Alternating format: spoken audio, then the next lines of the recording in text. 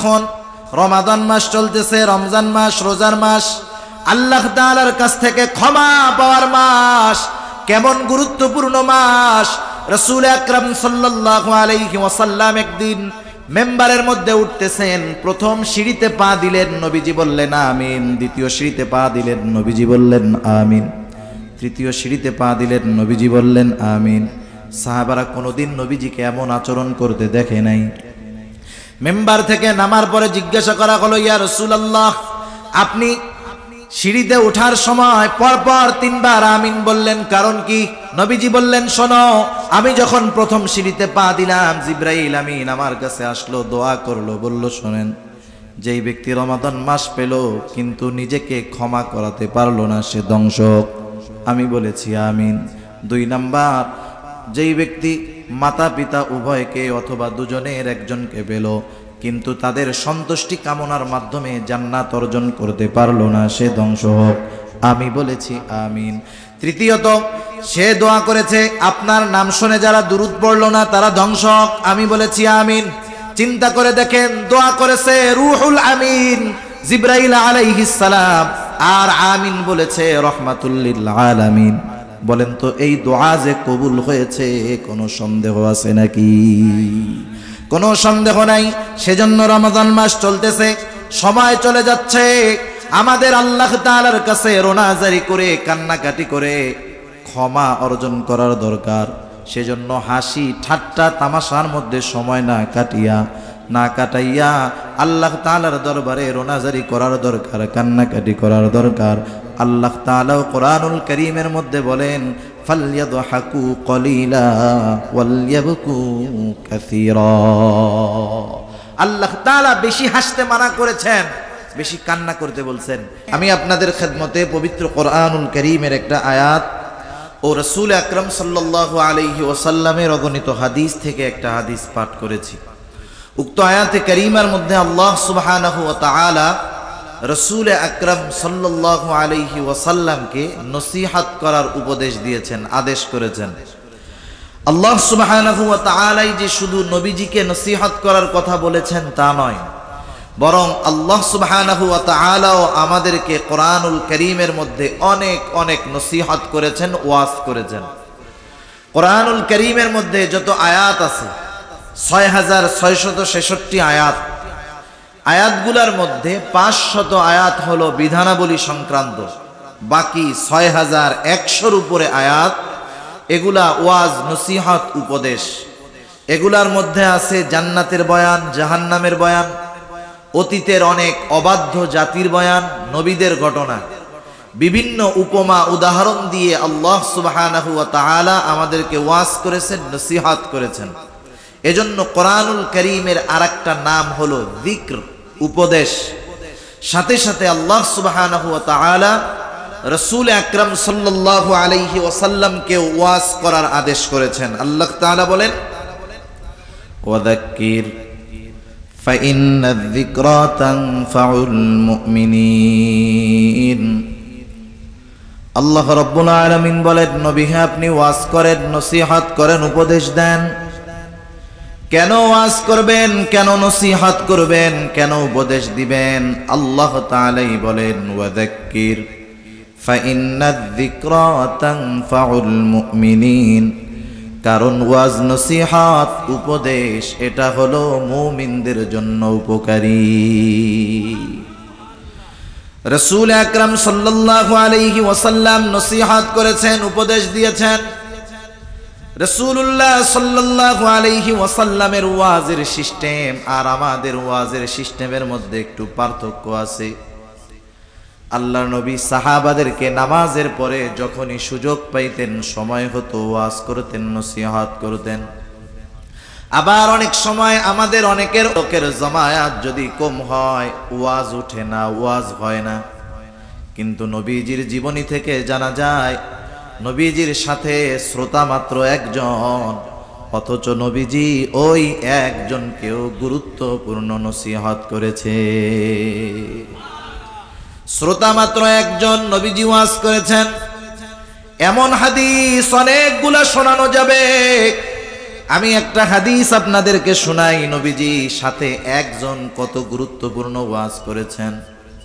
হযরত আবু যর রাদিয়াল্লাহু তাআলা আনহু হতে বর্ণিত, তিনি বলেন, ক্বালা লি রাসূলুল্লাহ সাল্লাল্লাহু আলাইহি ওয়াসাল্লাম। হযরত আবু যর রাদিয়াল্লাহু তাআলা আনহু বলেন, রাসূলুল্লাহ সাল্লাল্লাহু আলাইহি ওয়াসাল্লাম আমার জন্য বললেন তথা আমাকে বললেন, ইয়া আবু যর, হে আবু যর, ইত্তাকিল্লাহা হাইথুমা কুনতা ওয়া আতবি'is সাইয়্যাতাল হাসানাতা তামহুহা ওয়া খালিকিন নাসা বিখুলুকিন হাসানিন। হযরত আবু যর রাদিয়াল্লাহু তাআলা আনহু বলেন, রাসূলুল্লাহ সাল্লাল্লাহু আলাইহি ওয়াসাল্লাম আমাকে বললেন। এর দ্বারাই কথাটা বোঝা যায় যে নবীজির সাথে তখন হযরত আবু যর রাদিয়াল্লাহু তাআলা আনহু একা ছিলেন, কিন্তু কত গুরুত্বপূর্ণ নসিহতটা করলেন। এক নম্বরে বললেন, ইয়া আবু যর, হে আবু যর, ইত্তাকিল্লাহা হাইথুমা কুনতা, ও আবু যর, তুমি যেখানেই থাকো না কেন সর্ব অবস্থায় তুমি আল্লাহ তাআলাকে ভয় করবা। দুই নাম্বার নবীজি বললেন, ওয়া আতবি'is সাইয়্যাতাল হাসানাতা তামহুহা, ও আবু যর, তোমার দ্বারা যদি কখনো মন্দ কাজ হয়ে যায় তুমি সাথে সাথে ভালো কাজ করবা, নেকের কাজ করবা।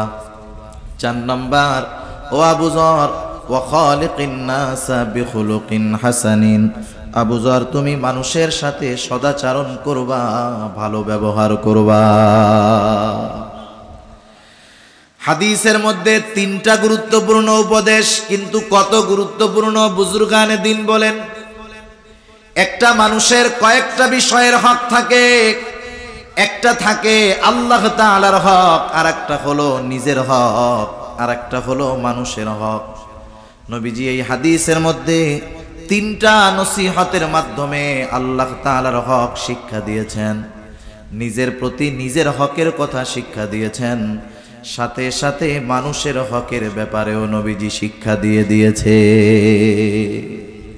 আল্লাহ তাআলার হক কি? আল্লাহর হক হলো, এক হাদিসের মধ্যে আসছে, আল্লাহ তাআলার ইবাদত করা, তার সাথে শিরক না করা। এখন বলেন, যে ব্যক্তি প্রকৃতভাবে আল্লাহ তাআলাকে ভয় করে সে কখনো ইবাদত ছাড়বে না, সে কখনো শিরক করবে না, ঠিক কিনা বলেন? আর মুত্তাকি বান্দা যারা, এরাই আল্লাহ তাআলার প্রকৃত হক আদায় করে। দুই নম্বরে নবীজি বললেন, ওয়া আতবি'is সাইয়্যাতাল হাসানাতা তামহুহা। এখানে আল্লাহর নবী আমাদেরকে নিজেদের হকের ব্যাপারে শিক্ষা দিয়েছে। নিজের উপরে নিজেরও একটা হক আছে, নিজের উপরে নিজের হক হলো নিজেকে জাহান্নাম থেকে বাঁচানো। মানুষ জাহান্নামে কেন যাবে? মানুষ জাহান্নামে যাবে তার পাপের কারণে, গুনার কারণে। এজন্য নবী বলেন, ও আবু যর, শয়তানের ধোকায় পড়ে আমাদের গুনাহ হয়েই যেতে পারে, গুনাহ হতে পারে, এটা স্বাভাবিক বিষয়। কারণ হাদিসে কুদসির ভিতরে আসছে, আমরা যদি গুনাহ না করতাম, গুনাহ করার যোগ্যতা যদি আমাদের মধ্যে না থাকতো, তাহলে আল্লাহ তাআলা অন্য সৃষ্টি করে তাদেরকে দিয়ে গুনাহ করাইতেন, আর গফুর হয়ে তাদেরকে ক্ষমা করতেন। আমাদের গুনাহ হবে স্বাভাবিক, কিন্তু গুনাহ হওয়ার পরে ওই গুনাহর উপরে ইস্তেকামতের সাথে থাকা, এটা হলো ভুল। শয়তানের ধোকায় গুনাহ হতেই পারে, আর মুমিন বান্দা যখন বুঝবে এটা আমার গুনাহ, তখন সে গুনার থেকে ফিরে আসবে। এজন্য নবীজি বলেন, ওয়া আতবি'is সাইয়্যাতাল হাসানাতা তামহুহা, তোমার দ্বারা যখন কোনো মন্দ কাজ হবে সাথে সাথে ভালো কাজ করবা। মন্দ কাজ যেমন, ওর বিপরীতে ভালো কাজটা তেমন। মন্দ কাজটা যদি কবিরা গুনাহ হয়, হতে পারে না? কবিরা গুনাহ তো মন্দ একটা কাজ, বড় খারাপ কাজ। কবিরা গুনাহ হওয়ার সাথে সাথে ওই কবিরা গুনার বরাবর ভালো কাজ আছে। কবিরা গুনাহ যখন হবে সাথে সাথে কি করতে হবে? তওবা করতে হবে। এজন্য আল্লাহ রাব্বুল আলামিন কোরআনুল কারীমের মধ্যে বলেন, ইন্নাল হাসানাতি ইউযহিবুনাস সাইয়্যাত, নিশ্চয়ই কল্যাণ, ভালো কাজ মন্দ কাজটাকে মিটায় দেয়। কবিরা গুনাহ হবে, তওবা করার সাথে সাথে আল্লাহ তাআলা মাফ করে দিবে। মনে করেন পথে চলতেছি, একটা মুরব্বির সাথে বেয়াদবি হয়ে গেল। কাজ হলো ওই বেয়াদবির উপরে অটল না থাকা, মুরব্বির কাছে গিয়ে ক্ষমা চাওয়া। ক্ষমা চাওয়ার মাধ্যমে মুরব্বি মাফ করে দিবে। মুরব্বী যে তার হকটা নষ্ট করেছিলাম সেই হকটা আদায় করা হয়ে যাবে। এই জন্য আমাদের উপরে নিজেদের হক হলো নিজেদেরকে যদি গোনাহ হয়ে যায় গোনার থেকে তাওবা করা, ভালো কাজ করা। 3 নাম্বার, মানুষের সাথে সদাচরণ করা, ভালো ব্যবহার করা। সদাচরণ শব্দটা একটি ব্যাপক অর্থবোধক শব্দ। আমরা যদি মনে করি সদাচরণ মানে হলো দেখা হইলো, সালাম দিলাম আর মুস্কি হাসি দিলাম, এতটুকুর দ্বারা সদাচরণ শেষ, না, এটা সদাচরণের একটা অংশ। কিন্তু সদাচরণ ব্যাপক জিনিস। এক কথায় একটা মানুষের সাথে আমার মুআমালাত, মুআশারাত, লেনদেন, আচার আচরণ, ব্যবহার সব কিছু ঠিক রাখতে হবে। প্রত্যেকটা মানুষের হক আদায় করতে হবে। একজন মানুষের সাথে ভালো ব্যবহার করে কিন্তু নিজের মা বাবার সাথে খারাপ আচরণ করে, এ লোকটা সদাচারী হতে পারে না। সে মানুষের সাথে ভালো আচরণ করে ঠিক, কিন্তু মা বাবার হক আদায় করে না। প্রত্যেকটা মানুষের হক যে আদায় করে সেই ব্যক্তি মূলত সদাচরণকারী, সেই ব্যক্তি মূলত সদাচারী। যেমন দেখেন, স্বাভাবিকভাবে একজন মুরব্বী আমার কাছে কি পাওনা, আর আমি একজন ছোট মানুষ হিসেবে মুরব্বীর কাছে কি পাওনা। যেমন নবীজি বলেন, মাল্লাম ইয়ারহাম সগীরানা ওয়ালাম ইউক্কির কাবীরানা ফালাইসা মিন্না। নবীজি বলেন, যে ছোটকে স্নেহ করে না, ছোটকে দয়া করে না, ছোটর উপরে রহম করে না, আর যে বড়কে সম্মান করে না, নবীজি বলেন সে আমার উম্মত নয়। তাহলে সদাচরণ হলো বড়কে আমি শ্রদ্ধা করব, সম্মান করব, সেটা সে আমার কাছে প্রাপ্য, এটা তার হক। আমি যখন তার সাথে ভালো আচরণ করব এর দ্বারা তার হক আদায় হবে। হক আদায় করার মাধ্যমে আমি সদাচারী হব। আবার যিনি ছোট তার সাথে আমি স্নেহ, মায়া, মমতা, বাখা আচরণ করব, এটা তার পাওনা আমার কাছে। আমি যখন তার সাথে ভালো আচরণ করব এটা ছোটর হক আদায় হবে, সদাচরণ করা হবে। এজন্য প্রত্যেকটা মানুষের হক যখন আমরা আদায় করব আমরা তখন সদাচরণকারী হতে পারবো। তাহলে দেখেন কত গুরুত্বপূর্ণ একটি নসিহত নবীজি করেছেন। কয়জন শ্রোতার সামনে? একজন শ্রোতার সামনে। এই হাদিসের মধ্যে নবীজি আল্লাহর হকের শিক্ষা দিয়েছেন, নিজের হকের শিক্ষা দিয়েছেন, বান্দার হকের শিক্ষা আল্লাহর নবী দিয়ে দিয়েছেন। রাসূল আকরাম সাল্লাল্লাহু আলাইহি ওয়াসাল্লাম মসজিদে নববীর মধ্যে সাহাবাদেরকে নিয়ে ওয়াজ করতেন। আমি যেই হাদিসখানা আপনাদের খেদমতে পাঠ করেছি তিরমিজির হাদিস, রাসূল আকরাম সাল্লাল্লাহু আলাইহি ওয়াসাল্লাম এই হাদিসের মধ্যে গুরুত্বপূর্ণ 5টি নসিহত আমাদের জন্য রেখে গিয়েছেন। হযরত আবু হুরায়রা রাদিয়াল্লাহু তাআলা আনহু হতে বর্ণিত হাদিস, তিনি বলেন, রাসূল আকরাম সাল্লাল্লাহু আলাইহি ওয়াসাল্লাম মসজিদে নববীর মধ্যে বসা সাহাবাদেরকে উদ্দেশ্য করে নবীজি বলতেছেন, মাই ইয়াখুযু আন্নী হাউলাইল কালিমাত। নবীজি বলতেছেন, তোমাদের মধ্যে এমন কে আছে যে আমার থেকে এই কথাগুলাকে নিবে, গ্রহণ করবে? তবে শর্ত হলো ফায়ামালু বিহিন, কথাগুলার উপরে আমল করতে হবে। শুধু তাই নয়, আও ইউআল্লিমু মান ইয়ামালু বিহিন, আর যে আমল করতে চায় তাকে কথাটা শিখায়া দিতে হবে। নিজে কথাগুলার উপরে আমল করবে, অন্য কেউ যদি আমল করতে চায় তাকেও কথাগুলা শিখায়া দিবে।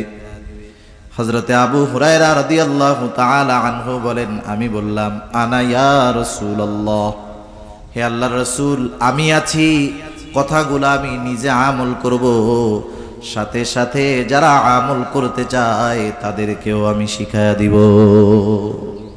হযরত আবু হুরায়রা রাদিয়াল্লাহু তাআলা আনহু, দেখেন আল্লাহর নবীর সাহচর্য ছিলেন মাত্র 3 বছরের কিছু বেশি হবে এরকম, কিন্তু সবচাইতে বেশি হাদিস বর্ণনাকারী উনি, ঠিক না? একটু আগে হযরত আমার আগে যে বিষয় আলোচনা করতেছিলেন সোহবতের ব্যাপারে, নবীজির সাথে তো আরো অনেকে ছিলেন, কিন্তু আবু হুরায়রা রাদিয়াল্লাহু তাআলা আনহু চম্বুকের মতো লাগেছিল নবীজির সাথে, চম্বুকের মতো, যার কারণে সর্বাধিক হাদিস বর্ণনাকারী হযরতে আবু হুরায়রা রাদিয়াল্লাহু তাআলা আনহু। সেজন্য সোহবতের বড় দাম। আমরা বুজুর্গানে দিন, আহলে হক, ওলামায়ে কেরামের সাথে সম্পর্ক রাখবো, থাকবো। আমরা অনেক সময় মনে করি সোহবত মনে হয় পীর সাহেব হুজুর আসলে তার সাথেই থাকতে হবে, শুধু তা না, বিষয়টা এমন না। আপনার মসজিদের ইমাম যিনি, আপনি যার পিছনে নামাজ পড়েন তিনি মুত্তাকি মানুষ না? আপনি নাইলে সবচাইতে বড় ইবাদত তার দ্বারা সম্পাদন করতেছেন, তার পেছনে আদায় করতেছেন, সেজন্য আপনার মসজিদের ইমামের সাহচর্য আপনাকে গ্রহণ করতে হবে, তার সাথে সম্পর্ক ভালো থাকতে হবে। তাহলে কি হবে? ইমামের যেই চিন্তাধারা, মন মানসিকতা, একটা সময় আমি আপনি যখন তার সাথে থাকব, তার চিন্তাধারা, তার ইখলাস আমার আপনার মধ্যে প্রবেশ করবে। ঠিক কিনা বলেন? হযরতে আবু হুরায়রা রাদিয়াল্লাহু তাআলা আনহু দাঁড়ায় গেলেন, বললেন, কুলতু আনা ইয়া রাসূলুল্লাহ, আল্লাহর রাসূল আমি আছি, আমি নিজে কথাগুলা শিখব, নিজে আমল করব, এবং যারা শিখতে চায় আমি তাদেরকেও শিখায়া দিব। হযরতে আবু হুরায়রা রাদিয়াল্লাহু তাআলা আনহু বলেন, ফাখাযা বিয়াদি ফাআদ্দা খামসা, রাসূল সাল্লাল্লাহু আলাইহি ওয়াসাল্লাম আমার হাতটাকে চেপে ধরলেন। মানুষ কখন আর একজনের হাত চেপে ধরবে? আপনি যদি একজন অপরিচিত মানুষ, আপনি যদি তার হাত চাইবা ধরেন, গায়ে হাত দেন, সে মাইন্ড করবে, মনে মনে খারাপ মনে করবে। অনেক সময় দেখবেন দুই বন্ধু একসাথে পথ চলতেছে, ঘনিষ্ঠ মানুষ, কাছের মানুষ, হঠাৎ করে গুরুত্বপূর্ণ কথা বলবে, কি করে? এরকম হাতটা চাইপা ধরে, ঠিক না? যে আমার দিকে শুনে। এটা কেন করে? মোহাব্বতের কারণে করে, গুরুত্ব বোঝানোর জন্য করে, যেন আমার কথাটা বেশি গুরুত্ব দিয়ে শুনে। হযরত আবু হুরায়রা রাদিয়াল্লাহু তাআলা আনহু বলেন, ফাখাযা বিয়াদি ফাআদ্দা খামসা, নবীজি আমার হাতটাকে চেপে ধরলেন, গুনে গুনে 5টা নসিহত নবীজি করলেন। কয়টা নসিহত? এত গুরুত্বপূর্ণ এই নসিহতগুলা, নবীজি এই নসিহতগুলার মধ্যে কত গুরুত্বপূর্ণ বিষয় রেখেছেন ইনশাআল্লাহ আমরা জানবো। হযরত আবু হুরায়রা রাদিয়াল্লাহু তাআলা আনহু বলেন, ক্বালা রাসূলুল্লাহ সাল্লাল্লাহু আলাইহি ওয়াসাল্লাম, রাসূল সাল্লাল্লাহু আলাইহি ওয়াসাল্লাম বললেন, 1 নাম্বার নসিহত, ইত্তাকিল মাহারিমা তাকুন আ'বাদান নাস। দেখুন, আমরা সবাই কিন্তু আবেদ হতে চাই, আমরা প্রত্যেকেই চাই আবেদ হতে, কিন্তু মূল আবেদকে সেটার পরিচয় জানা নাই। আমরা আবেদ বলতে বুঝি যে নামাজ 5 ওয়াক্ত তো যথাযথভাবে পড়েই, তাহাজ্জুদ, আওয়াবিন, ইশরাক সব কিছু পড়ে, কোনো নফল আমল ছাড়ে না, সেই লোকটাই মনে হয় সবচাইতে বড় আবেদ। বিষয়টা কিন্তু এটা না। যারা এটা করে তারা তো ভালোর উপরে ভালো, নূরুন আলা নূর। কিন্তু যেই মানুষগুলা ইবাদত কম করে তারাও আবেদ হতে পারে। আমরা অনেক সময় মনে করি সফলতার জন্য অনেক ইবাদত প্রয়োজন, না, সফলতার জন্য ভেজাল মুক্ত ইখলাসওয়ালা ইবাদত প্রয়োজন। ঠিক কিনা বলেন? মুসনাদে আহমদের একটা হাদিস শোনাই আপনাদের, একাধিকবার হাদিসটা আসছে। রাসূল আকরাম সাল্লাল্লাহু আলাইহি ওয়াসাল্লাম একদিন ফজরের নামাজের পূর্ব মুহূর্তে সাহাবাদেরকে নিয়ে মসজিদের মধ্যে বসা। নবীজি হঠাৎ করে বলতেছেন, এখন যেই ব্যক্তি দরজা দিয়ে প্রবেশ করবে সে জান্নাতি।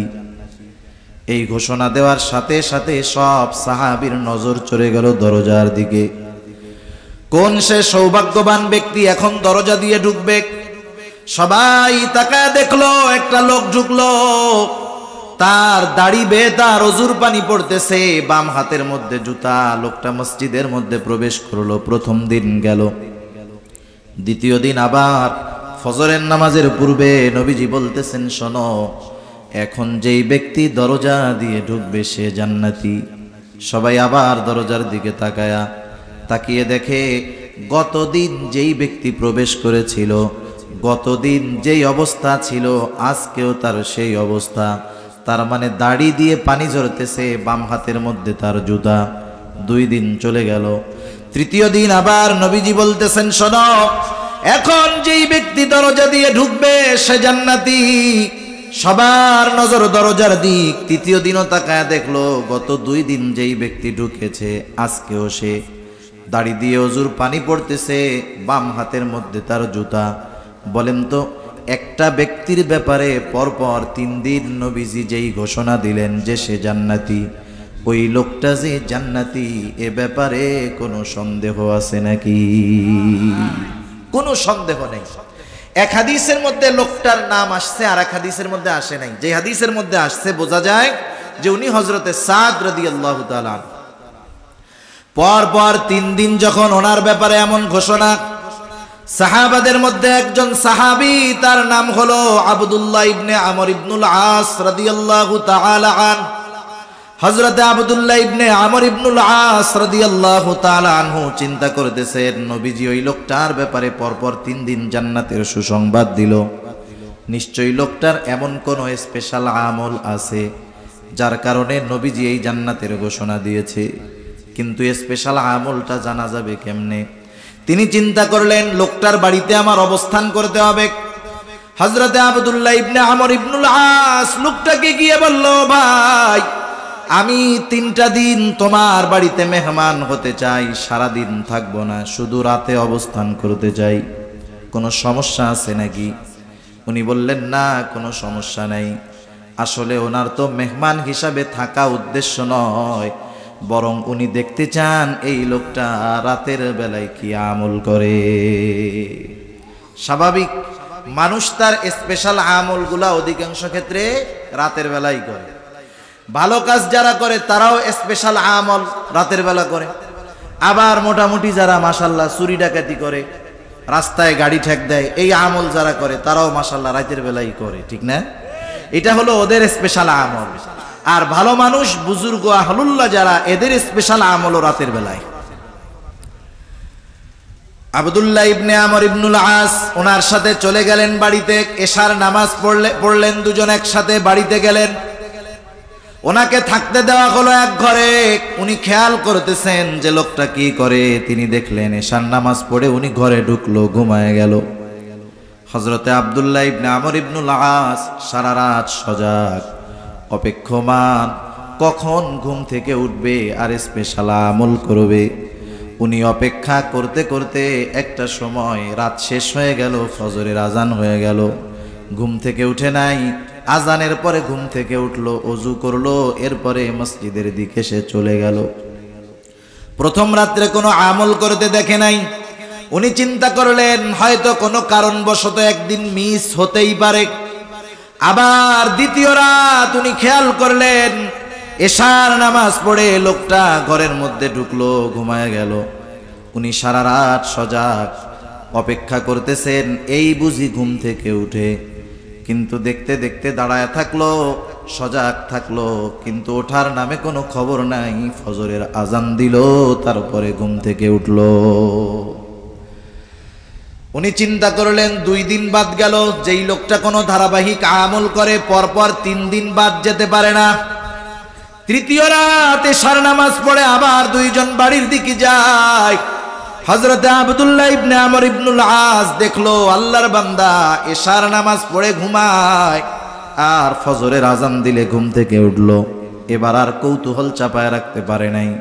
3 দিন পরে বলতেছে, ও ভাই শোনো, আমি 3টা রাত তোমার বাড়িতে অবস্থান করেছি এই কারণে নয় যে আমার বাড়িতে থাকার সমস্যা, বরং তোমার বাড়িতে পরপর 3 দিন অবস্থান করার কারণ হলো আগে পরপর 3 দিন ফজরের নামাজের পূর্বে নবীজি আমাদেরকে বলেছে এখন যেই ব্যক্তি দরজা দিয়ে ঢুকবে সে জান্নাতি। আমরা পরপর 3 দিন দেখলাম নবীজির ঘোষণার পরে যেই লোকটা দরজা দিয়ে ঢুকলো সেই লোকটা হলো তুমি যে জান্নাতি কোনো সন্দেহ নাই। আমি তোমার বাড়িতে 3টা রাত অবস্থান করার কারণ হলো আমি দেখতে চেয়েছিলাম তুমি কোন স্পেশাল আমল করো, কিন্তু আমি 3টা রাত জাগ্রত থাকলাম, তোমাকে তো আমি কোনো আমল করতে দেখলাম না। 3 রাত্র জাগলাম, কোনো আমল করতে দেখলাম না, অথচ নবীজি তোমার ব্যাপারে বলল যে তুমি জান্নাতি বান্দা। হযরতে সাদ রাদিয়াল্লাহু তাআলা আনহু বলেন, শোনো ভাই, নবীজি আমার ব্যাপারে যেহেতু এমন বলেছেন আলহামদুলিল্লাহ, তবে তুমি যেই আশায় আমার বাড়িতে 3টা রাত জাগ্রত থেকেছো আমার এমন কোনো কিছু নাই। আমি ফরজ বিধানগুলা মানি, হারাম হালাল বেছে চলি, আর রাতের বেলা যখন ঘুমাতে যাই আমি সবাইকে মাফ করে দিয়ে ঘুমাতে চাই। অন্তরের মধ্যে কারো ব্যাপারে হিংসা বিদ্বেষ রাখি না। আমাকেও যারা কষ্ট দেয় তাদেরকে ক্ষমা করে আমি আমার অন্তরটাকে পরিষ্কার করে রাতের বেলা ঘুমাতে যাই। এতটুকু আমল আমার বেশি, এর চাইতে বেশি কিছু নয়। একটু চিন্তা করে দেখেন, আমরা তো যেই জামানায় বসবাস করি, আমরা হলাম সমালোচনার ওস্তাদ। নিজের কি আছে এটা নাই, আর একজন কি করলো না করলো এ ব্যাপারে মাশাআল্লাহ আমরা খুব এক্সপার্ট, খুব ভালো পারি। একজন সাহাবী, তার আমল এতটুকু, আমরা পারলে সমালোচনা করে বসতাম যে এতটুকু আমল করে সাহাবী হয় কেমন। অনেক সময় আমাদের সমালোচনার ভাবটা হলো এইরকম যে দেখেন, অনেক সময় আমি মাগরিবের নামাজের পরে 6 রাকাত আওয়াবিন পড়ি, কিন্তু আমার ইমাম পড়ে না। এই ব্যক্তি আল্লাহওয়ালা হয় কেমন? আমরা মনে করি বুজুর্গ আল্লাহওয়ালা হওয়ার জন্য অতিরিক্ত নফল ইবাদত দরকার। হ্যাঁ দরকার, তবে কারো অন্তর যদি পরিষ্কার থাকে ওই লোকটা অল্প আমলের দ্বারা আল্লাহর ওলি হয়ে যেতে পারে, ঠিক কিনা বলেন? তা যাই হোক, যে কথার থেকে গেলাম যে সফল হওয়ার জন্য, আবেদ হওয়ার জন্য অনেক ইবাদতের দরকার হয় এমনটা নয়। নবীজি সেজন্য বললেন ইত্তাকিল মাহারিমা তাকুন আবাদান নাস। ও আবু হুরায়রা, হারাম বিষয় থেকে, নিষিদ্ধ বিষয় থেকে বাঁচো, তাহলে কি হবে? তাকুন আবাদান নাস, মানুষের মধ্যে তুমি সবচাইতে বড় আবেদ হয়ে যাবা। বিষয়টা দাঁড়াইলো কি? মূলত ইবাদত করে আবেদ হওয়া যায় না, গোনা ছাড়ে আবেদ হতে হয়। একজন মানুষ নামাজ পড়ে, সব কিছু করে, কিন্তু সে গোনাহ করে, নিজে পর্দা করে না, ঘরে পর্দা নাই, এমন কিছু কাজ করে যেটা কোরআন সুন্নাহ বিরোধী, আল্লাহ বেজার হয়। এই লোকটা যত ইবাদত করুক না কেন, ও নিজেকে যত আবেদ মনে করুক না কেন, গোনাহ ছাড়তে পারে নাই, ও আবেদ হতে পারে নাই, ঠিক কিনা বলে? আরেকজন 5 ওয়াক্ত নামাজ পড়ে, কৃষি কাজ করে, হারাম হালাল বেঁচে চলে, আইল ঠেলে না, আরেকজনের হক নষ্ট করে না, আত্মীয় স্বজনের হক নষ্ট করে না, শরীয়তের উপরে চলার চেষ্টা করে। ওই কৃষক, ওই রিকশাওয়ালা, ওই ভ্যানওয়ালা, ওই দোকানদার, ওই তাহাজ্জুদ গুজারির চাইতে উত্তম যে তাহাজ্জুদ পড়ে আর গুনাহ করে, ঠিক কিনা বলেন? সেজন্য নবীজি বললেন ইত্তাকিল মাহারিমা তাকুন আবাদান নাস, নিষিদ্ধ বিষয় থেকে বাঁচো, মানুষের মধ্যে সবচাইতে বড় আবেদ হয়ে যাবা। এজন্য আমরা স্বাভাবিক, আমাদের দেশের মানুষ অনেক টাকা পয়সার মালিক না, কেউ কৃষি কাজ করে, কেউ সিএনজি চালায়, অটো চালায়, কেউ ব্যবসা করে। ওরে ভাই, এই মানুষগুলারও আবেদ হওয়া কঠিন না। শুধু 5 ওয়াক্ত নামাজ যথাসময় আদায় করবে, হারাম হালাল বেঁচে চলবে, বান্দার হকের বিষয়গুলা খেয়াল রাখবে, গোনাহ ছাড়বে, ওই লোকটা অল্প আমলের দ্বারা বড় আবেদ হয়ে যাবে। রাসূল আকরাম সাল্লাল্লাহু আলাইহি ওয়াসাল্লামের থেকে বর্ণিত আল্লাহর নবী একটা প্রসিদ্ধ হাদিস আমাদেরকে জানায় দিয়েছেন যে কিয়ামতের দিন আরশের ছায়ায় 7 শ্রেণীর মানুষ অবস্থান করবে। কয় শ্রেণীর মানুষ? 7 শ্রেণীর মানুষ। এর মধ্যে এক শ্রেণীর মানুষ হলো রাজুলুন কলবুহু মুআল্লাকুন ফিল মাসাজিদ। ওই ব্যক্তি যার অন্তর সর্বদা মসজিদের মধ্যে থাকতো, সে সব সময় থাকতো এমনটা নয়, বরং তার অন্তর সব সময় মসজিদে থাকতো। অন্তর সব সময় মসজিদে থাকতো, এটা কিভাবে সম্ভব? আপনাদের অনেকের আত্মীয় স্বজন, সন্তান প্রবাসে আছে, বিদেশে আছে, অনেকে বাংলাদেশেই অনেক দূরে আছে। মনে করেন যখন সন্তানের সাথে আপনার ঈদের সময় কথা হয়, ভাইয়ের সাথে আপনার ঈদের সময় কথা হয়, ভাই সৌদি আছে, মালয়েশিয়া আছে, লন্ডন আছে, আমেরিকা আছে, কথা হইলে কি বলে যে দেখ আমি আসি আমেরিকা, কিন্তু আমার মনটা পড়ে রয়েছে বাংলাদেশ, এরকম বলে কি বলে না? তার দেহ আছে ওইখানে, কিন্তু তার অন্তর বাংলাদেশ। বিষয়টা কেমন জানি এমন, ফজরের নামাজ পড়ে বের হলো আল্লাহর বান্দা, কৃষি কাজ করে, রিজিক অন্বেষণে বের হয়ে যায়, কাজ যত থাক, ব্যস্ততা যত থাক, তার শুধু মনের মধ্যে চিন্তা জোহরের আজান হবে, কাজ করা যাবে না, নামাজে যেতে হবে। লোকটা কাজ চালায় গেল, জোহরের আজান হলো, কাজ বন্ধ করে নামাজে চলে আসলো। জোহরের পরে আবার ব্যস্ত হয়ে গেল, কিন্তু তার চিন্তা আসরের আজান হবে, মসজিদে যেতে হবে। আসরের আজান হলো, মসজিদে আসলো, নামাজ পড়লো। আসরের পরে যত ব্যস্ততা থাক, তার চিন্তা মাগরিবের নামাজ আমাকে পড়তে হবে, আজান হলো, চলে আসলো, নামাজ পড়লো। মাগরিবের পরে যত ব্যস্ততা থাক, তার মনের চিন্তা আমাকে এশার নামাজটা পড়তে হবে। এশা শেষ, বিছানায় ক্লান্ত দেহটাকে এলিয়ে দিল চিন্তা, ঘুম যত গভীর হোক, যত আরামের হোক, ফজরের নামাজটা আমাকে পড়তেই হবে। এই লোকটা হলো ওই মুসল্লি, যদিও সে দুনিয়ার কাজের মধ্যে ব্যস্ত থেকেছে, কিন্তু তার অন্তরটা ছিল মসজিদের মধ্যে। সেজন্য মুসল্লি হলো তারা অন্তরের মধ্যে মসজিদের চিন্তা, নামাজের চিন্তা সবসময় যাদের থাকে। সেজন্য আবেদ হওয়ার জন্য অনেক ইবাদত করতে হবে, বিষয়টা এমন নয়। অনেক সাধারণ মানুষ মনে করে আমরা আল্লাহর ওলি কেমনে হব, আমরা তো রুজি রুটি গোছাইতে গিয়াই নফল ইবাদতের সুযোগ পাই না। বিষয়টা এমন নয়। আমরাও যদি গুনার থেকে বাঁচতে পারি, আবেদের তালিকায় সাধারণ মানুষের নামগুলাও উঠে যাবে। রাসূল আকরাম সাল্লাল্লাহু আলাইহি ওয়াসাল্লামের দ্বিতীয় নসিহত, ওয়া আরদা বিমা কাসামাল্লাহু লাকা তাকুন আগনান নাস। নবীজি হযরত আবু হুরায়রা রাদিয়াল্লাহু তাআলা আনহুকে বলতেছে, ও আবু হুরায়রা, আল্লাহ রাব্বুল আলামিন তোমার জন্য যতটুকু নির্ধারণ করে রাখছে অতটুকুর উপরে তুমি সন্তুষ্ট থাকো, তাইলে লাভ কি হবে? নবীজি বলেন, তাকুন আগনান নাস। আল্লাহ তাআলা যতটুকু নির্ধারণ করেছে অতটুকুর উপরে যদি তুমি সন্তুষ্ট থাকতে পারো, তুমি মানুষের মধ্যে সবচাইতে বড় ধনী হয়ে যাবা।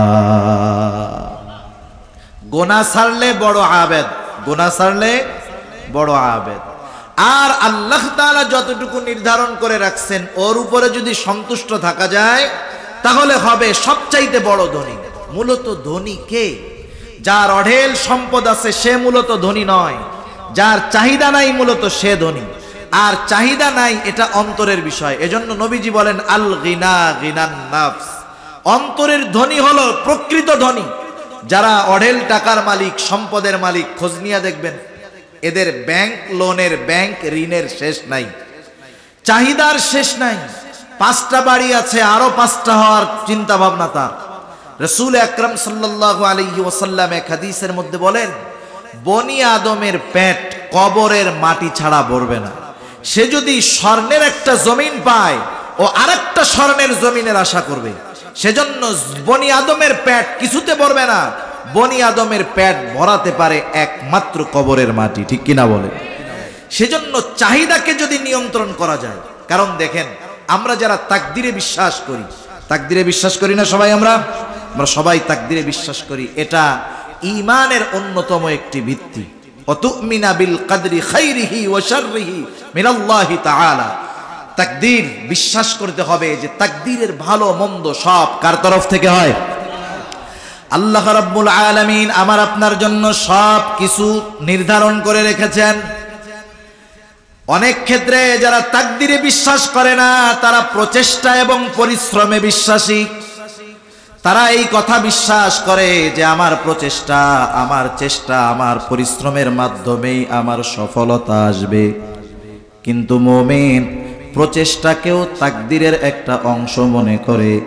আমি প্রচেষ্টা করব, মেহনত করব, পরিশ্রম করব, তাকদীরে যদি আল্লাহ তাআলা লিখে রাখে তাহলেই আমি সেটা পাব।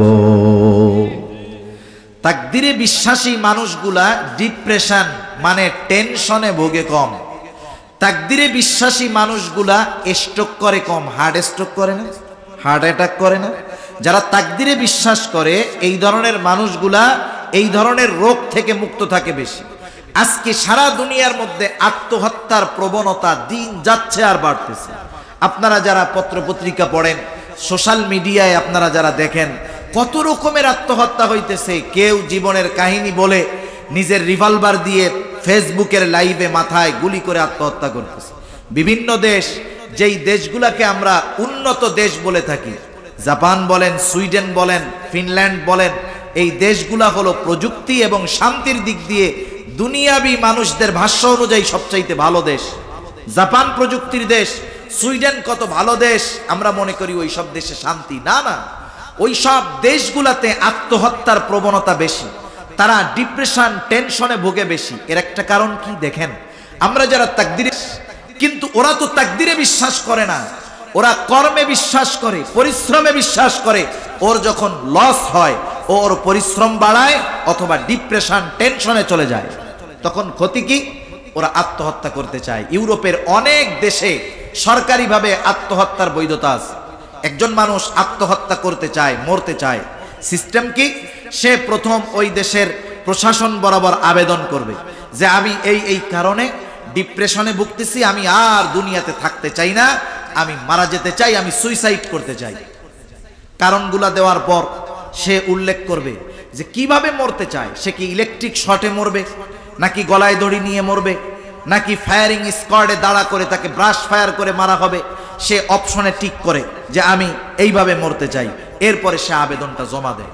জমা দেওয়ার পরে প্রশাসন যদি মনে করে যে না, তার যথোপযুক্ত কারণ আছে, তাহলে তাকে তারা আত্মহত্যার ব্যবস্থা করে দেয়।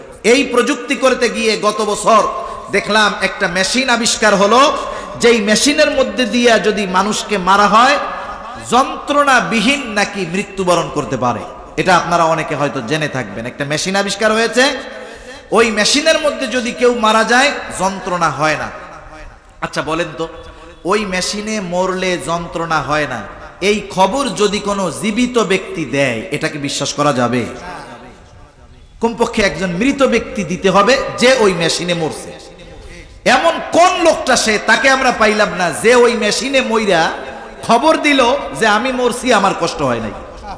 মনে রাখবেন, কেউ যদি এই কথা বিশ্বাস করে যে ওই মেশিনে মরলে কষ্ট হবে না, তার কোরআনের সাথে তার সাংঘর্ষিক হবে, ঈমান চলে যাবে। কারণ কি, আল্লাহ তাআলা কোরআনুল কারীমের মধ্যে সূরাতুল কাফ 26 নম্বর পারা আল্লাহ রাব্বুল আলামিন বলেন, ওয়াজাআত সাকরাতুল মাউতি বিল হক। আল্লাহ রাব্বুল আলামিন সাকারাতে মাউত, মৃত্যুর যন্ত্রণা যে হবে, আল্লাহ তাআলা এটা জানিয়ে দিয়েছেন, কোনো সন্দেহ নাই। শুধু তাই না, রাসূল আকরাম সাল্লাল্লাহু আলাইহি ওয়াসাল্লামের মৃত্যুকালীন ঘটনা হয়তো আপনারা জানেন। সেজন্য দেখেন রাসূল আকরাম সাল্লাল্লাহু আলাইহি ওয়াসাল্লাম পর্যন্ত বলেছেন, হ্যাঁ নিঃসন্দেহে মৃত্যু যন্ত্রণা বড় কষ্টের, সেজন্য মৃত্যুর যন্ত্রণা হবে, কোনো সন্দেহ নাই। যে কথার থেকে গেলাম, ওই মানুষগুলা ডিপ্রেশনে ভুগে আত্মহত্যা করতে যায়, কারণ তাদের চাহিদা তারা মনে করে শুধু প্রচেষ্টার মাধ্যমে পূরণ হয়। কিন্তু আমরা তাকদিরে বিশ্বাস করি যে আমার চেষ্টা, আমার মেধা, আমার শ্রম আমাকে সফলতা দিতে পারে না, সফলতা দিতে পারে কে? আমার তাকদিরে যদি কল্যাণ থাকে কেউ ঠেকাতে পারবে না, আমার তাকদিরে যদি অকল্যাণ থাকে তাও কেউ ঠেকাতে পারবে না। এই জন্য চাহিদার লাগাম যদি আমি টেনে ধরতে পারি যে আমার জন্য যতটুকু বরাদ্দ এটা আল্লাহ কর্তৃক, আমি যা খাই যা পাই, যেই বাড়ি আমার আছে এটা আমার আল্লাহ প্রদত্ত, এই বিশ্বাসটা যদি আমি অন্তরের মধ্যে আনতে পারি, আল্লাহ প্রদত্ত বিষয়ের উপরে যদি সন্তুষ্ট আমি থাকতে পারি, আমি মানুষের মধ্যে সবচাইতে বড় ধনী হয়ে যেতে পারবো। যার চাহিদা আছে সে কখনো ধনী হতে পারে না। যেই মানুষটা সর্ব অবস্থায় বলতে পারে আলহামদুলিল্লাহি আলা কুল্লি হাল, ওই লোকটাই প্রকৃত ধনী, ঠিক কিনা বলেন? এখন নিজের ধনী মনে করার সুযোগ কি? দুনিয়াবি কিছু সিস্টেমও তো আছে। এক লোক খুব সুন্দর করে একতলা একটা বাড়ি বানাইছে, ভিতরে অনেক দামি দামি ডেকোরেশন, খুব সুন্দর মাশাআল্লাহ। একতলা বাড়ি তার কাছে মনে হয় ছোটখাটো একটা জান্নাতের মতো, এসি টেসি লাগাইয়া খুব বিলাসবহুল বাড়ি বানাইছে মাশাআল্লাহ। কয়দিন পরেই ওই লোকের ঘরের সাথে আর এক লোক 20 তলা বানাইছে। কয়তলা বানাইছে? এখন বলেন, একতলা বিল্ডিং এর ছাদের থেকে যদি 20 তলার দিকে তাকায়, ওর একতলা আর ভাল লাগবে না, ওইটার পাবলিক টয়লেট মনে হবে, ঠিক না? এখন একতলা বিল্ডিং থেকে 20 তলা, তার মানে উপরের দিকে যখন তাকাইলো নিজেরটারে কিছুই মনে হয় না। এখন মনে করেন ওই লোকটা যদি নিচের দিকে তাকাইতো, একতলা বাড়িওয়ালা যদি টিনের ঘরওয়ালার দিকে তাকাইতো, মাটির ঘরওয়ালার দিকে তাকাইতো, তার ঘরটা তার কাছে জান্নাত মনে হতো। আবার টিনের ঘরওয়ালা যখন পাকা দেওয়ালওয়ালা বাড়িওয়ালার দিকে তাকায় তার কষ্ট লাগে। কিন্তু এই টিনের ঘরওয়ালা যদি ঢাকা শহরের ফুটপাতে হাজারো মানুষ শুয়ে আছে, তাদের দিকে তাকাইতো যে আহারে আমার তো মাথা গোজার মতো একটা জায়গা আছে, ঘর আছে, কিন্তু এই লোকগুলা রোদ নাই বৃষ্টি নাই এখানে শুয়ে আছে, তাইলে ওই টিনের ঘরটা তার কাছে জান্নাতের মতো মনে হতো। এটা দুনিয়ার সবকিছুর সিস্টেমটা এরকম। আজকে সমাজে অনেক পাপ আছে, কথায় তো কথা আসে, আশেপাশের অনেক কথাই মাথায় আসে, সব কথা বলার সুযোগও নাই, সময়ও নাই।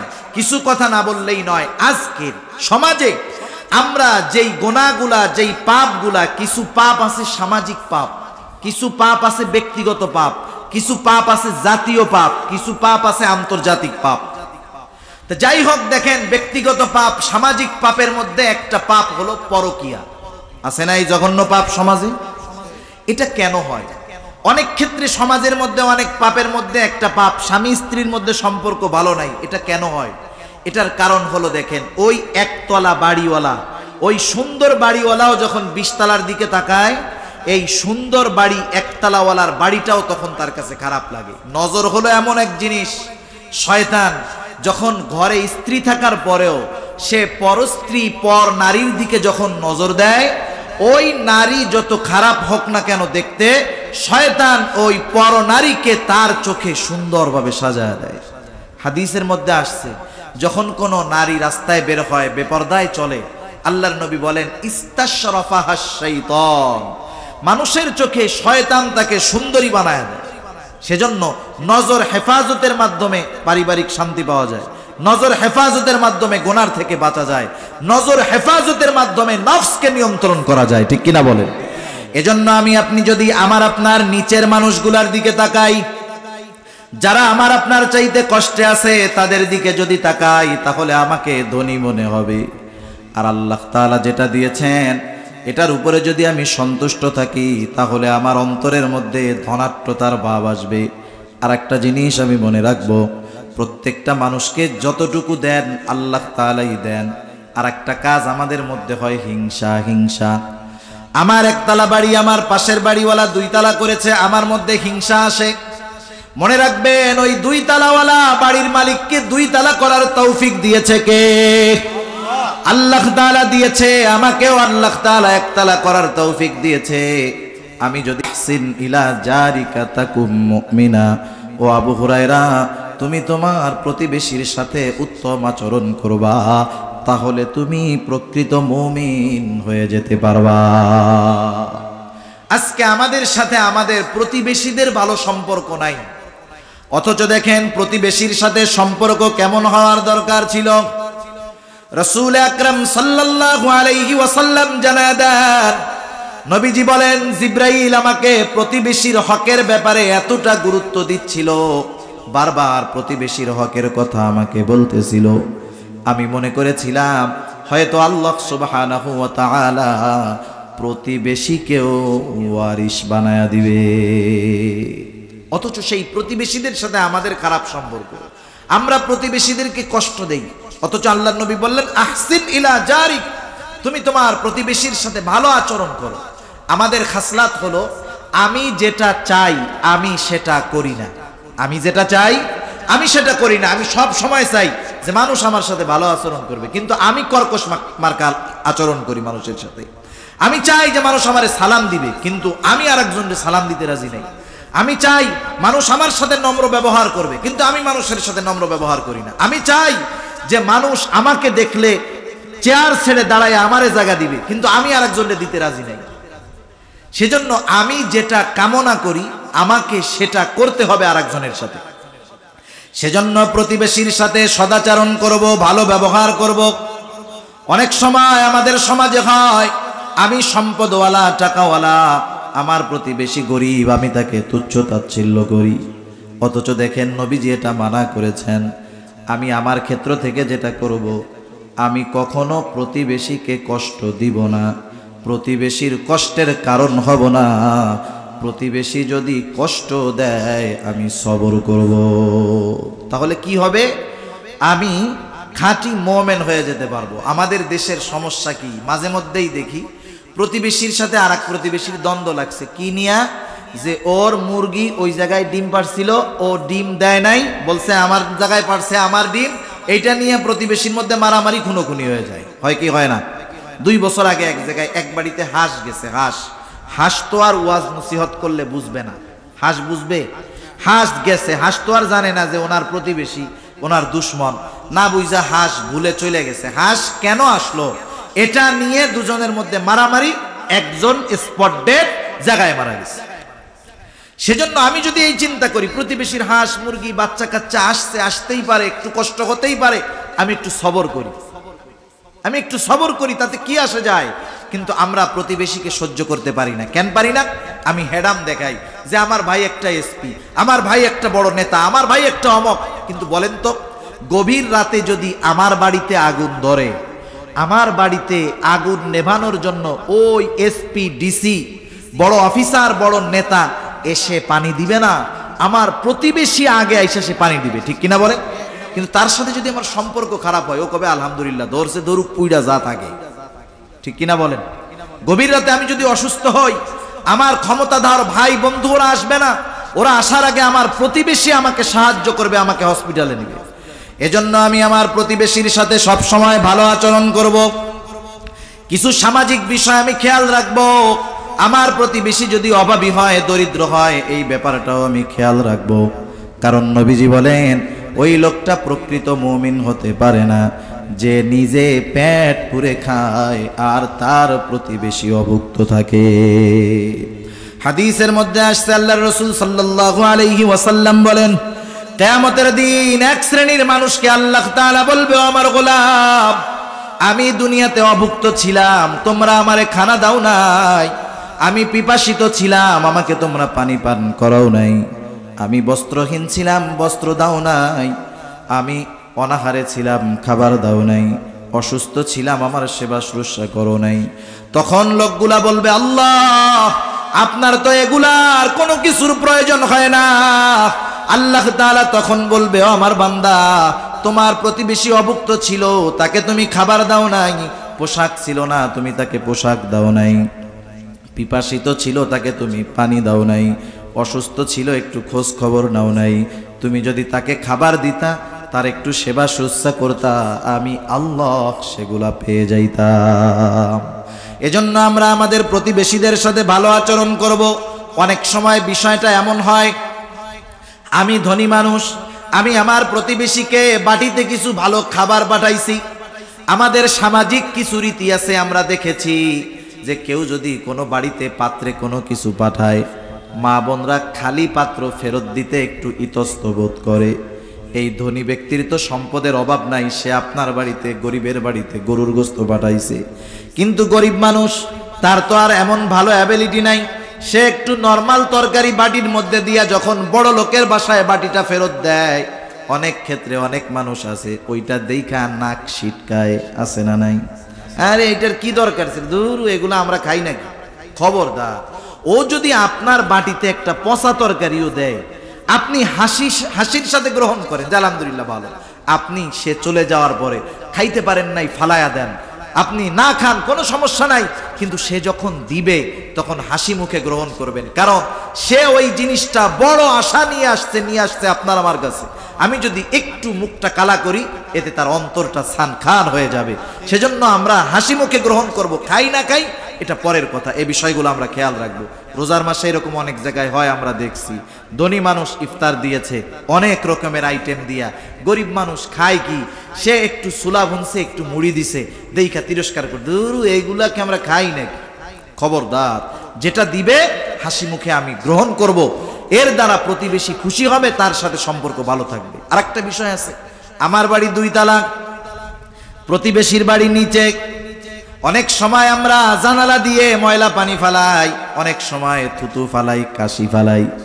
আমার পোলার আইছে মুখ প্রস্রাব, কি করে, জালনা দিয়া মেশিন চালায়া দেয়, আছে না? পাশের বাসার লোকের সমস্যা হইতেই পারে। প্রস্রাব তো অপবিত্র জিনিস। এই ধরনের কষ্ট খবরদার আমরা কখনো প্রতিবেশীকে দিব না।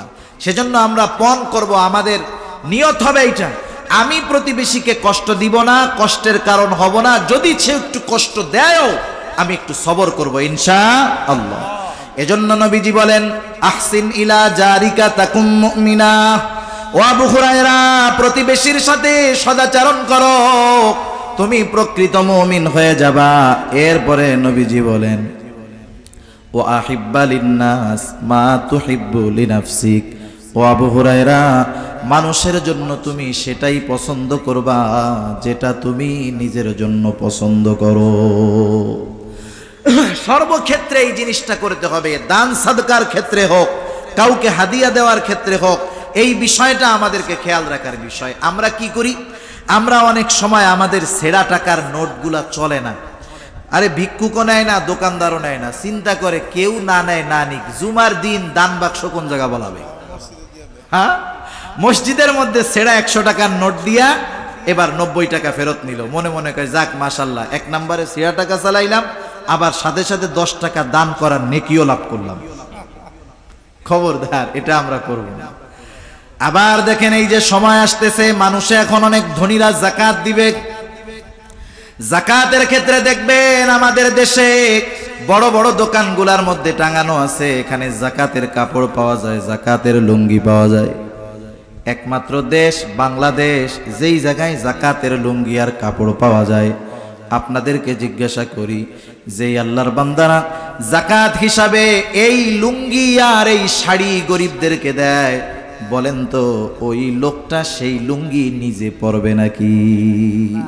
সে জীবনেও নিজে পরবে না। এমন লুঙ্গি দেয় যে একবার ধোয়ার পরে ওইটা লুঙ্গি না তেনা বোঝাই যায় না, ঠিক কিনা বলেন? কাপড়গুলা এরকম দেয়, অথচ দেখেন যারা যাকাত দেয় এরা মনে করে যে আমি যাকাত দিয়ে বড় কাজ করে ফেলতেছি। বিষয়টা তা না। যাকাত যারা নিচ্ছে তাদের যাকাত নেওয়া ফরজ না, বরং যাকাত যিনি দিচ্ছেন তার যাকাত দেওয়া ফরজ। এই মানুষগুলা তার থেকে যাকাত নিয়ে তার বিপদকে দূর করে দিচ্ছে, ঠিক কিনা বলেন? এই টেন্ডেন্সি নিয়ে যদি মানুষ দান সাদকা করত, তাহলে আজকে যাকাতের মাধ্যমে সমাজের অনেক মানুষের দরিদ্রতা চলে যেত, অনেক মানুষ স্বাবলম্বী হতো। 1 লক্ষ টাকা যাকাত হয়েছে, দাওয়াত দেয় 200 জনরে, 500 টাকা করে বাজেট, কি 200 টাকার লুঙ্গি আর 300 টাকার একটা শাড়ি ধুমসে 200 জনরে দিছে। পত্রিকা খবর দিয়া যে অমক সাহেব 200 মানুষকে যাকাত দান করেছেন। অথচ চিন্তা করেন, এই 200 জনরে যাকাত দিল, 500 টাকার যাকাতের মাধ্যমে এই লোকটার ন্যূনতম কোনো উপকার হবে না। বরং যদি একটু সিস্টেম পরিবর্তন করত, সে যদি এই 1 লক্ষ টাকা যাকাত 4 জন 5 জনকে দিত, একটা ভ্যান এক একজনকে কিনে দিত, একটা পান বিক্রি করার বাক্স যদি কাউকে বানায় দিত, সানাসুর বিক্রি করার জন্য 2000-5000 টাকার পুঁজি দিয়ে দিত, এটা করে ভ্যান চালায়া ওই সানাসুর বিক্রি করে সে তার পরিবারের খরচ চালাতে পারতো, ঠিক কিনা বলেন? সেজন্য যাকাত যথাযথভাবে দেওয়ার দরকার, যথা জায়গায় দেওয়ার দরকার।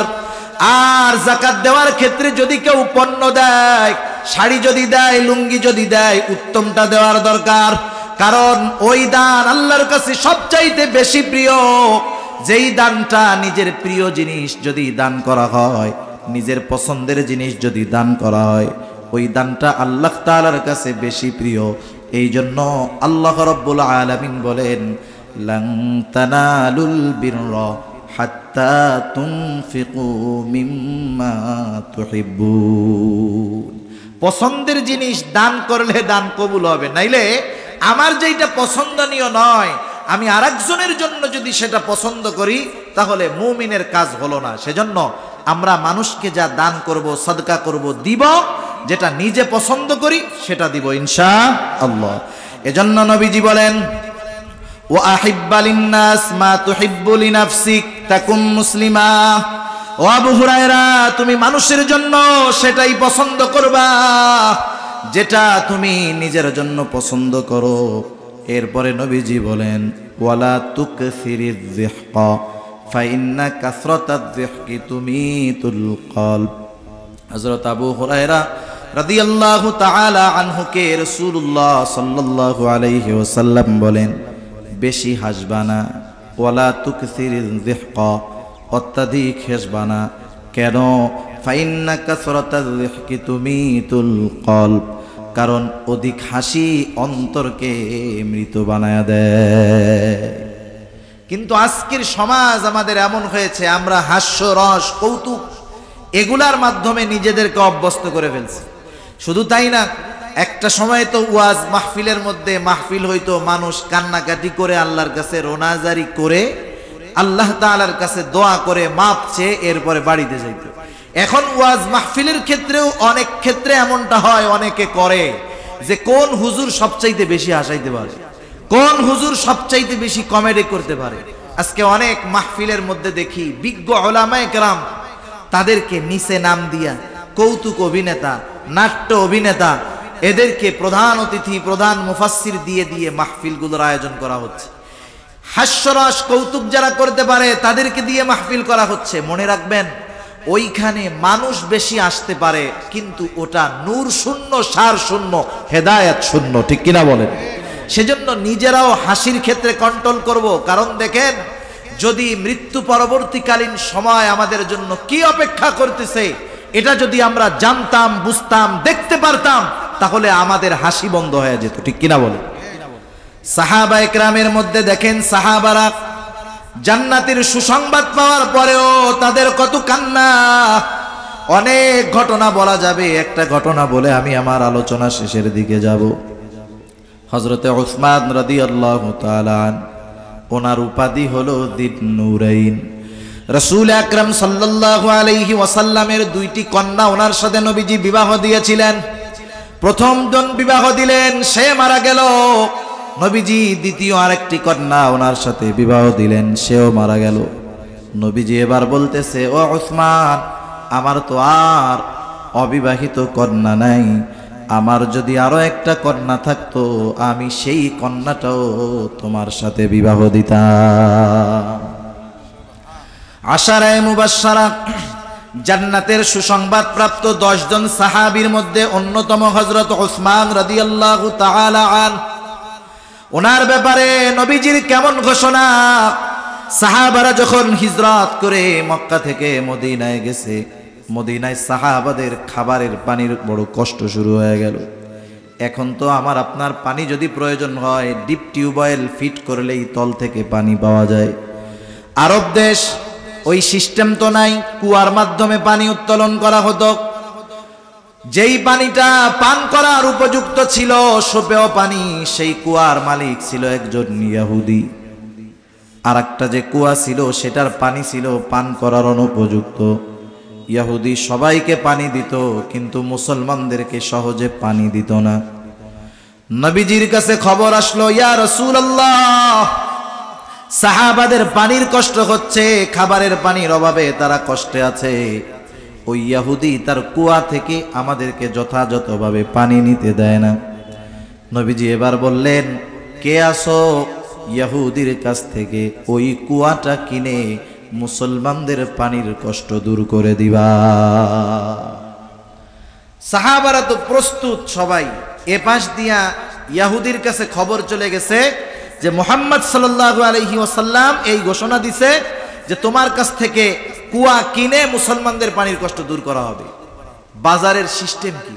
সিস্টেম হলো, যখন যেই জিনিসের ক্রাইসিস আসে, কৃত্রিম সংকট হোক আর প্রকৃত সংকট হোক, আমরা 2 টাকার জিনিস 20 টাকা বানাইতেও দ্বিধাবোধ করি না। ঠিক কিনা বলেন? যেমন করোনা যখন প্রথম আসছে, করোনার সময় প্রথম ঘোষণা ছিল যে বারবার হাত ধুইতে হবে, মাস্ক লাগাইতে হবে, আর মাশাআল্লাহ 3 ফিট দূরে দাঁড়াইতে হবে। আমরা এই খবর শুনতে শুনতে মনে করতাম যে করোনা থেকে বাঁচার জন্য মাস্ক দরকার, বারবার হাত ধোয়ার দরকার, আর 3 ফিট দূরে দাঁড়ানোর দরকার। যাই হোক, দেখেন ফার্মেসির মধ্যে ওই সময় অনেক ফার্মেসির মধ্যে মাস্ক ছিল, মাস্ক পাবলিক কিনতো না, এক একটার দাম ছিল 8 আনা। প্যাকেট দোকানের মধ্যে পড়ে রয়েছে, ইঁদুরে প্যাকেটের কোনা খেয়ে ফেলছে। কিন্তু যখন মাশাআল্লাহ করোনা আসছে, বিশ্ব স্বাস্থ্য সংস্থা বারবার মাস্কের ঘোষণা দিয়েছে। আমি নিজে কিনেছি যে একটা ওই 8 আনা 1 টাকা 2 টাকার মাস্ক 20 টাকা, 30 টাকা, 40-50 টাকাও এক একজন বিক্রয় করেছে। ঠিক কিনা বলে? তাহলে বোঝা গেল, যেই জিনিসের ডিমান্ড যখন বেশি, সুযোগ মতো তখন পাবলিক ওইটার দাম বাড়ায় দেয়। ইহুদির কানে যখন খবর গেছে, এক একজন সাহাবী দাম নিয়ে যায়, টাকা নিয়ে যায়। ইহুদি প্রকৃত দামের চাইতে বহুগুণ বেশি দাম চায়। সাহাবারা ইহুদির কাছ থেকে কুয়া কিনতে ব্যর্থ হয়ে গেল। হযরত উসমান রাদিয়াল্লাহু তাআলা আনহুর কাছে খবর গেল, ও উসমান, মুসলমানদের পানির কষ্ট, শুধু তাই নয়, নবীজি এমনটা বলেছেন, তোমাদের মধ্যে কে আছো যে ইহুদির কাছ থেকে কুয়া কিনে মুসলমানদের পানির কষ্ট দূর করে দিবা? হযরত উসমান রাদিয়াল্লাহু তাআলা আনহু এই মজলিসে ছিলেন না। ওনার কানে যখন খবর গেল যে কে ওই ইহুদির কাছ থেকে কুয়া কিনতে পারে নাই, হযরত উসমান রাদিয়াল্লাহু তাআলা আনহু চলে গেলেন ইহুদির কাছে। ইহুদির কাছে গিয়া বলতেছে, ও ইহুদি, কুয়া কত বিক্রয় করতে চাও, তুমি কত দিতে চাও? হযরত ওসমান রাদিয়াল্লাহু তাআলা আনহু বলে, যত চাও তোমাকে তত দিব। ইহুদি যেই দাম চেয়েছে, আল্লাহর নবীর জামাতা হযরত ওসমান রাদিয়াল্লাহু তাআলা আন ওই দাম দিয়ে ইহুদির কাছ থেকে কুয়াটাকে কিনে নিল। শুধু তাই না, মুসলমানদের জন্য কুয়াটাকে ওয়াকফ করে দিল। নবীজির কাছে খবর আসলো, ইয়া রাসূলুল্লাহ, মুসলমানদের পানির কষ্ট দূর হয়ে গেছে। কেমন করে হলো? বলতেছে, আপনার জামাতা ওসমান ইহুদির কাছ থেকে বহু গুণ বেশি দাম দিয়ে কুয়াটা কিনে নিয়েছে। কেনার পরে নিজের মালিকানায় রাখে নাই, মুসলমানদের জন্য ওয়াকফ করে দিয়েছে। নবীজি তখন বলেছিলেন, শোনো ওসমান ইহুদির কাছ থেকে কুয়া কিনে নাই, ওসমান আল্লাহ তাআলার কাছ থেকে জান্নাত কিনে নিয়েছে। যার ব্যাপারে নবীজির এমন ঘোষণা, সেই ওসমান রাদিয়াল্লাহু তাআলা আনহু কান্না করতেন। কবর দেখলে কান্না করতেন। জিজ্ঞাসা করা হতো, ও ওসমান, আপনি কেন কান্না করেন? নবীজি তো আপনার ব্যাপারে এমন সুসংবাদ দিয়েছে, আপনি কেন কান্না করেন? হযরত ওসমান রাদিয়াল্লাহু তাআলা আনহু বলতেন, শোনো ভাই, নবীজি জান্নাতের সুসংবাদ দিয়েছেন ঠিক, কিন্তু এই কবরে আমার সাথে কেমন আচরণ করা হবে নবীজি এটা বলেন নাই। সেজন্য আমরা এখন রমাদান মাস চলতেছে, রমজান মাস, রোজার মাস, আল্লাহ তাআলার কাছ থেকে ক্ষমা পাওয়ার মাস। কেমন গুরুত্বপূর্ণ মাস! রাসূল আকরাম সাল্লাল্লাহু আলাইহি ওয়াসাল্লাম একদিন মেম্বারের মধ্যে উঠতেছেন, প্রথম সিঁড়িতে পা দিলেন, নবীজি বললেন আমিন। দ্বিতীয় সিঁড়িতে পা দিলেন, নবীজি বললেন আমিন। তৃতীয় সিঁড়িতে পা দিলেন, নবীজি বললেন আমিন। সাহাবারা কোনোদিন নবীজিকে এমন আচরণ করতে দেখে নাই। মেম্বার থেকে নামার পরে জিজ্ঞাসা করা হলো, ইয়া রাসূলুল্লাহ, আপনি সিঁড়িতে ওঠার সময় পরপর 3 বার আমিন বললেন, কারণ কি? নবীজি বললেন, শোনো, আমি যখন প্রথম সিঁড়িতে পা দিলাম, জিবরাইল আমিন আমার কাছে আসলো, দোয়া করলো, বলল, শোনেন, যেই ব্যক্তি রমাদান মাস পেল কিন্তু নিজেকে ক্ষমা করাতে পারলো না, সে ধ্বংসক। আমি বলেছি আমিন। 2 নাম্বার, যেই ব্যক্তি মাতা পিতা উভয়কে অথবা দুজনের একজনকে পেল কিন্তু তাদের সন্তুষ্টি কামনার মাধ্যমে জান্নাত অর্জন করতে পারলো না, সে ধ্বংস হোক। আমি বলেছি আমিন। তৃতীয়ত, সে দোয়া করেছে, আপনার নাম শুনে যারা দুরূদ পড়লো না তারা ধ্বংস হোক। আমি বলেছি আমিন। চিন্তা করে দেখেন, দোয়া করেছে রূহুল আমিন জিবরাইল আলাইহিস সালাম, আর আমিন বলেছে রহমাতুল লিল আলামিন। বলেন তো, এই দোয়া যে কবুল হয়েছে কোনো সন্দেহ আছে নাকি? কোনো সন্দেহ নাই। সেজন্য রমাদান মাস চলতেছে, সময় চলে যাচ্ছে, আমাদের আল্লাহ তাআলার কাছে রোনাজারি করে, কান্নাকাটি করে ক্ষমা অর্জন করার দরকার। সেজন্য হাসি ঠাট্টা তামাশার মধ্যে সময় না কাটাইয়া আল্লাহ তাআলার দরবারে রোনাজারি করার দরকার, কান্নাকাটি করার দরকার। আল্লাহ তাআলা কোরআনুল কারীমের মধ্যে বলেন, ফালইয়াদহাকু কলিলা ওয়ালইয়াবকু কাসীরা। আল্লাহ তাআলা বেশি হাসতে মানা করেছেন, বেশি কান্না করতে বলছেন। এজন্য এই রমাদান মাস আমরা বিভিন্ন নেক আমলের মাধ্যমে আল্লাহ তাআলার কাছে রোনাজারির মাধ্যমে ক্ষমা প্রাপ্ত মানুষদের তালিকায় জানি আমাদের নামটা অন্তর্ভুক্ত হয়, সেই চিন্তা করার দরকার আছে না নাই? সেজন্য দেখেন, রমাদান মাস যখন শেষ হয়, শেষ দিকে আসলে আমাদের গা ছাড়া ভাব হয়। আমরা ঈদ নিয়ে আনন্দ করতে গিয়ে অনেক সময় রমাদানের শেষ দশকের যেই ফজিলতময় দিনগুলো, ফজিলতময় কাজগুলো থেকে আমরা বঞ্চিত হই, এমনটা যেন আমাদের না হয় ইনশাআল্লাহ। এখন আসেন, তাহলে আমরা জানলাম নবীজির 5টা